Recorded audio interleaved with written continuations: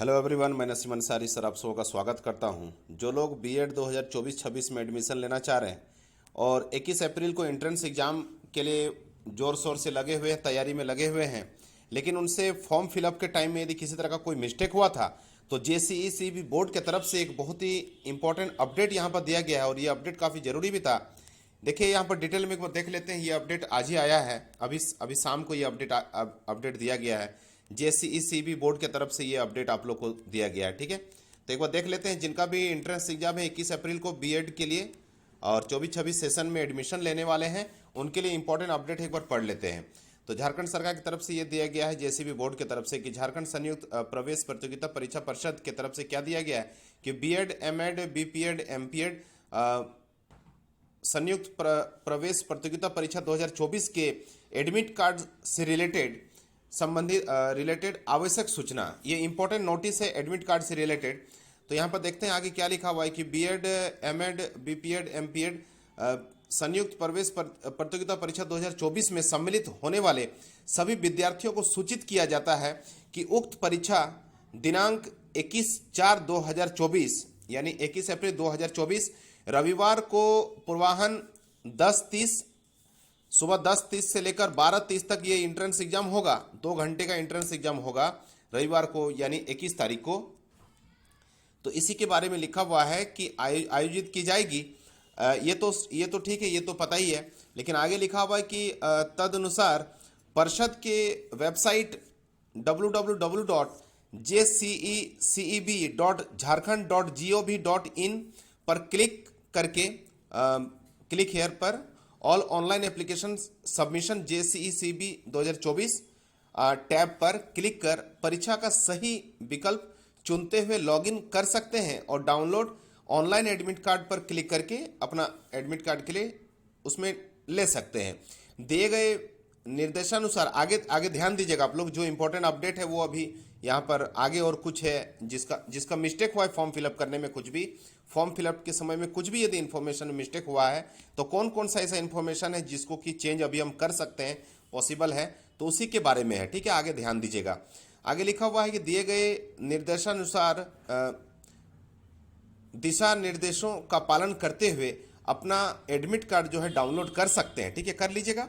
आगे दिया हुआ है कि परीक्षा समाप्ति के पूर्व एडमिट कार्ड का लेमिनेशन नहीं करावें, ठीक है। एडमिट कार्ड जो है एग्जाम से पहले एडमिट कार्ड का लेमिनेशन मत करवाइएगा, ठीक।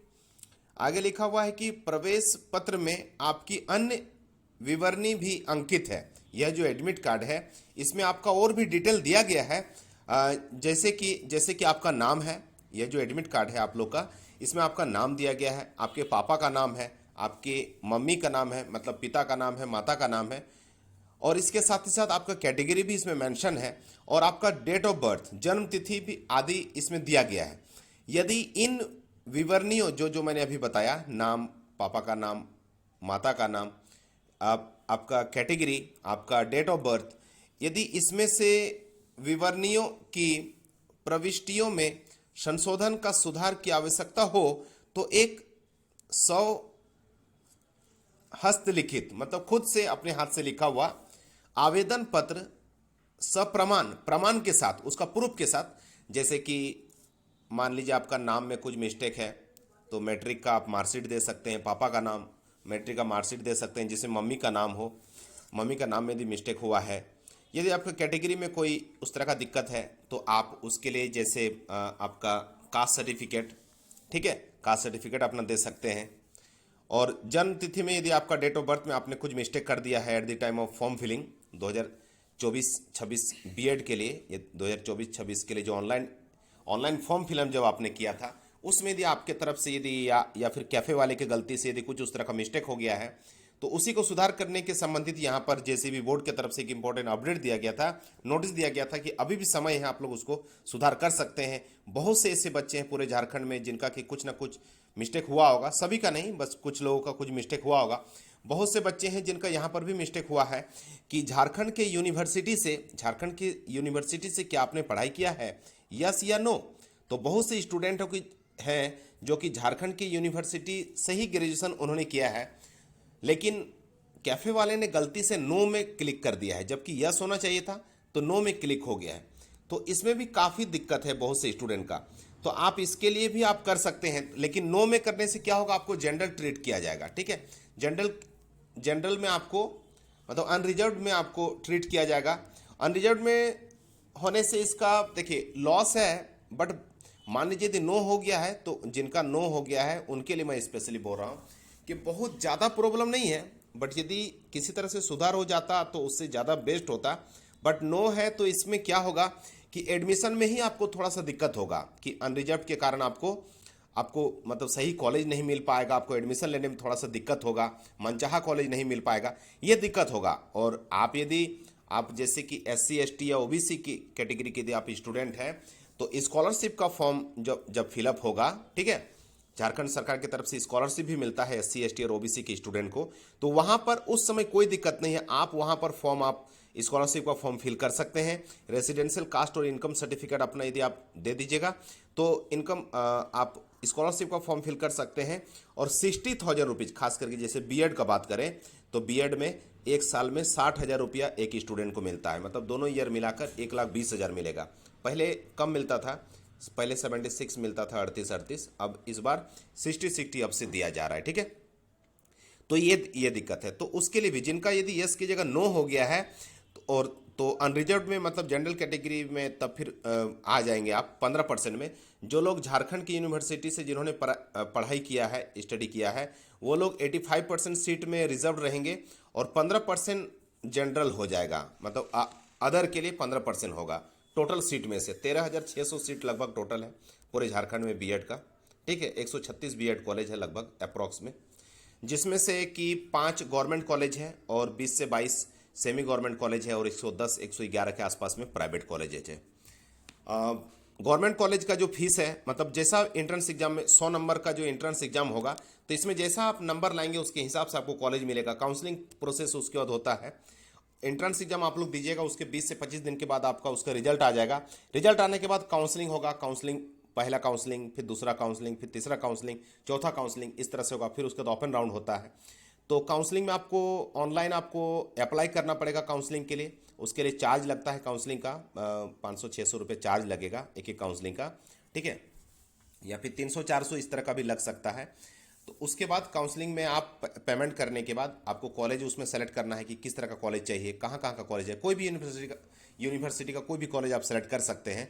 और जब आपको उसका 2-4 दिन के बाद फिर उसका रिजल्ट आ जाएगा, मतलब काउंसलिंग का, और आपको अलॉटमेंट लेटर उसमें जारी किया जाएगा और उस लेटर को डाउनलोड करके और बाकी डॉक्यूमेंट लेकर उस कॉलेज में जाकर एडमिशन ले लेना है, ठीक है, अलॉटमेंट लेटर को लेकर। तो ये सब इस तरह का प्रोसेस है। तो खैर सबसे पहले आप लोग 21 अप्रैल को सबसे पहले आप लोग अच्छे से एग्जाम दीजिए, अच्छे से पहले आप लोग एग्जाम दे दीजिए 21 अप्रैल को, ठीक है।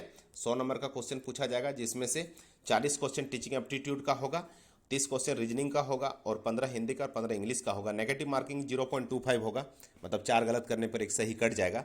तो इस तरह का प्रोसेस है। सबसे पहले आप ये सब पहले अच्छे से एग्जाम दीजिए। OMR सीट आपको दिया जाएगा। OMR सीट में क्वेश्चन नंबर जैसे कि 1 है तो 1 का यदि बी आपका करेक्ट है तो बी को सर्कल करना है इस तरह से, ठीक है, आप लोग जानते ही होंगे। तो मेरा एक सजेशन है आप लोग के लिए कि पहले से ही OMR सीट आप बुक स्टोर में जाके परचेज कर लीजिएगा और उसको आप एंट्रेंस बीएड के लिए एंट्रेंस एग्जाम के लिए आप बुक परचेज किए होंगे तो क्वेश्चन नंबर करके उस तरह से भी आप OMR में पहले से प्रैक्टिस करके जाइएगा तो ज़्यादा बेस्ट रहेगा, ज़्यादा अच्छा रहेगा, ठीक है, ताकि वहाँ पर जाकर आपको दिक्कत ना हो, ठीक है। 2 घंटे का जो एग्ज़ाम होगा ना, तो अधिक से अधिक 1.5 घंटा, अधिक से अधिक क्या कीजिएगा, 1.5 घंटा सॉल्व कीजिए। 1.5 घंटे के बाद कोई भी क्वेश्चन मत बनाइए और बाकी उसके बाद आप क्वेश्चन को आप अपने आंसर को पहले आंसर को क्लिक कर लीजिए, पहले आंसर को अवेल कर लीजिएगा, ठीक है, आंसर को अवेल कर लीजिएगा। उसका टाइम बचेगा तो ठीक है, अदरवाइज छोड़ दीजिएगा। या फिर ये भी अच्छा रहेगा कि 1 घंटा, 2 घंटे में से 1 घंटा पहले एग्जाम जितना क्वेश्चन बन रहा उतना बनाकर उसके बाद उसको फिर सर्कल कर लीजिएगा। 1 घंटे के बाद ही सबको सर्कल कर लेना है।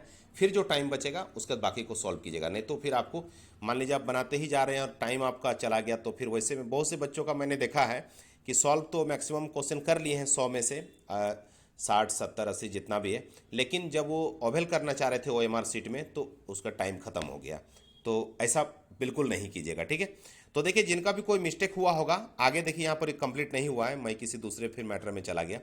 तो जिनका भी मिस्टेक हुआ है अपना नाम में, पापा का नाम में, मम्मी का नाम में, आपका कैटेगरी में, आपका डेट ऑफ बर्थ में यदि कुछ मिस्टेक आपने किया है फॉर्म फिलअप के समय में, तो क्या कीजिएगा, उसका एक प्रूफ के साथ, जैसे मैट्रिक का जो मार्कशीट है वो देकर, उसका जेरॉक्स, इस तरह का जो भी प्रूफ है, उसका आपके पास जो प्रूफ है कि मेरा ये कैटेगरी है बट गलती से वो हो गया था, ठीक है, तो उसके साथ अटैच करके, और क्या कीजिएगा, अपने हाथ से एक एप्लीकेशन लिखिएगा टू दी JCECB बोर्ड, है ना, टू दी JCEB बोर्ड, और सब्जेक्ट में जैसे लिख दीजिएगा टू दी JCEB बोर्ड, और उसमें एड्रेस कुछ दे सकते हैं कि नामकुम टुपुदाना रोड, नामकुम रांची 834010, इस तरह से देकर, और सब्जेक्ट में लिखेगा फॉर द करेक्शन रिक्वेस्ट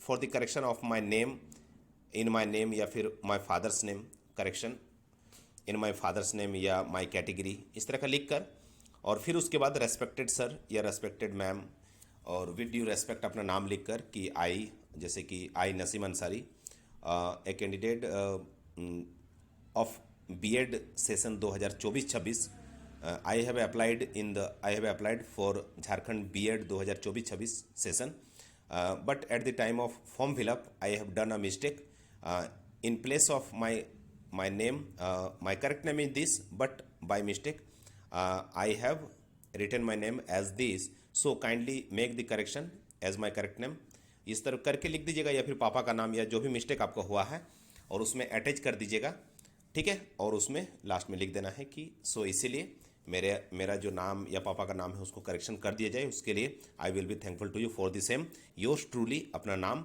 अपना B.Ed का रजिस्ट्रेशन नंबर, ठीक है, और ये सब देकर अपना मोबाइल नंबर या फिर अपना ईमेल आईडी, ये सब सारा डिटेल दे दीजिएगा। और उसके बाद, हाँ, उसके बाद क्या करना है आगे देखते हैं यहाँ पर, ठीक है, आगे उसका देखते हैं। उसके बाद अपने हाथ से एक एप्लीकेशन लिखने के बाद क्या करना है कि सप्रमाण झारखंड संयुक्त प्रवेश प्रतियोगिता परीक्षा परिषद विज्ञान एवं प्रावैधिकी परिसर सिरखा टोली, नामकुम टुपुदाना रोड, नामकुम रांची 834010 के पते पर, इस एड्रेस पर दिनांक 23 अप्रैल 2024 तक निबंधित डाक, है ना, ठीक है, डाक से पोस्ट ऑफिस के थ्रू या फिर स्पीड पोस्ट के थ्रू, तो देखिए टाइम अभी बहुत कम है, इसीलिए नॉर्मल जो पोस्ट ऑफिस में जाके डाल देते हैं लेटर, तो वैसा मत कीजिएगा, स्पीड पोस्ट के थ्रू कीजिएगा, जैसे DTDC हो गया, जो स्पीड पोस्ट में भी कुछ हैं जो अच्छी कंपनी के हैं जिनका सर्विस काफ़ी फास्ट रहता है, जैसे DTDC का हो गया, ये सब का। आप कहीं दूर से हैं तो आप ऐसा DTDC ये सब आप ले सकते हैं, स्पीड पोस्ट का हेल्प ले सकते हैं माध्यम से, या फिर आप क्या कीजिए कि हाथों हाथ जाके दे दीजिएगा, एक इन्वेलप लीजिएगा, इन्वेलप में ये सब सारा एप्लीकेशन और जो आपका मैट्रिक का मार्कशीट या जो भी है,